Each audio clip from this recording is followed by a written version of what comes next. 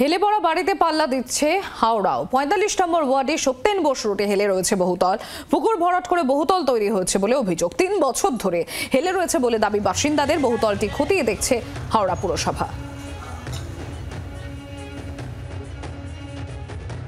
এই মাস ৬ হবে।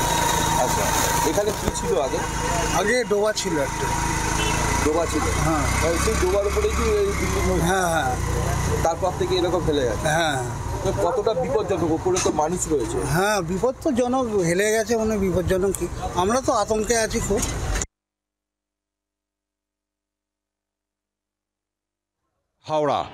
হাওড়াতে দুটি বহুতলের সন্ধান পাওয়া গেল। যে বহুতল দুটি হেলে গিয়েছে অন্য বহুতলের ওপর, এমনই অভিযোগ করছেন স্থানীয়রা। আমি আমার ক্যামেরা পার্সনকে দেখাতে বলবো যে আমি এখন রয়েছি এই মুহূর্তে ৪৫ নম্বর ওয়ার্ডের সত্যেন বোস রোডে।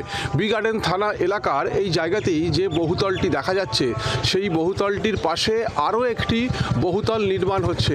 কিন্তু দুটো বহুতলের মাঝে যে ফাঁক থাকার কথা, যে ছাড় দেওয়ার কথা, সেটা কিন্তু একেবারেই নেই। দেখা যাচ্ছে নির্মীয়মান বহুতলের ওপর পাশের বহুতলটি একেবারে হেলে গিয়ে ঠেকে রয়েছে। কিভাবে এই ঘটনা ঘটলো তা কিন্তু এখনও পর্যন্ত পরিষ্কার নয়। স্থানীয়রা তারা যেটা জানাচ্ছেন বা অভিযোগ করছেন যে এখানে একটি জলাশয় ছিল, সেই জলাশয় ভরাট করে এই বহুতল নির্মাণ করা হয়েছে এবং ঠিকমতো পদ্ধতি অর্থাৎ যে টেকনিক্যাল যে সিস্টেমে কাজ করা উচিত সেটা মানা হয়নি বলেই এই ধরনের ঘটনা ঘটেছে।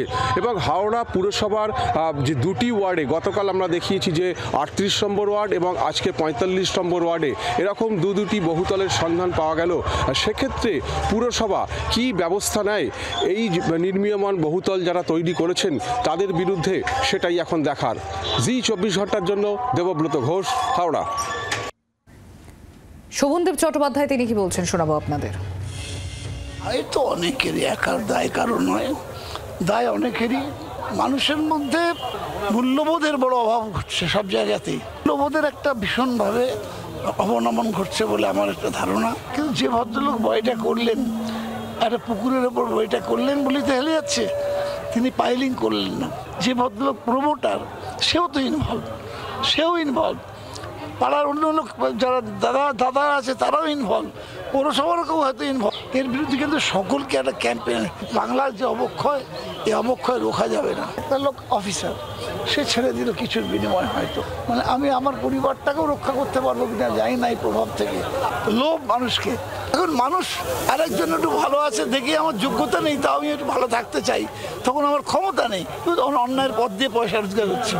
যদি আমি দোষী হই, আমার চূড়ান্ত শাস্তি হোক, শাস্তিটাই রিমার্কেবল শাস্তি হোক, যাতে করে একটা মানুষের মধ্যে এর একটা প্রতিক্রিয়া হয়।